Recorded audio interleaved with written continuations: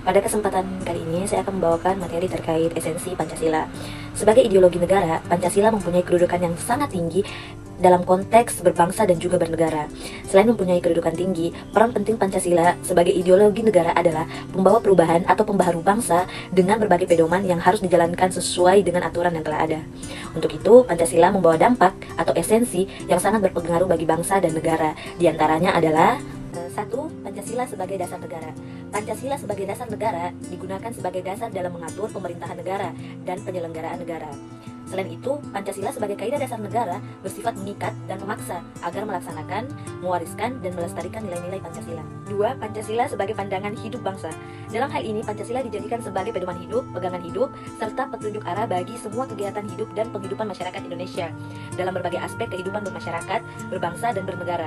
Hal ini berarti semua sikap dan perilaku setiap manusia Indonesia harus dijiwai dan merupakan pengalaman dari sila-sila yang tercantum dalam Pancasila. 3. Pancasila sebagai kepribadian bangsa. Pancasila sebagai kepribadian bangsa Indonesia adalah sebagai perwujudan nilai-nilai budaya bangsa Indonesia sendiri yang telah diyakini kebaikan dan juga kebenarannya.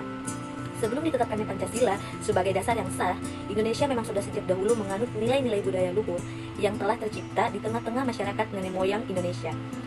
Pancasila digali dari budaya orang Indonesia sendiri yang sudah ada, tumbuh, dan juga berkembang selama berabad-abad lamanya. 3. Pancasila sebagai kepribadian bangsa. Pancasila sebagai kepribadian bangsa Indonesia adalah sebagai perwujudan nilai-nilai budaya bangsa Indonesia sendiri yang telah diyakini kebaikan dan juga kebenarannya. Sebelum ditetapkannya Pancasila sebagai dasar yang sah, Indonesia memang sudah sejak dahulu menganut nilai-nilai budaya luhur yang telah tercipta di tengah-tengah masyarakat nenek moyang Indonesia. Pancasila digali dari budaya orang Indonesia sendiri yang sudah ada, tumbuh, dan juga berkembang selama berabad-abad lamanya. Poin keempat, Pancasila sebagai perjanjian luhur bangsa. Pancasila merupakan keputusan akhir bagi Indonesia.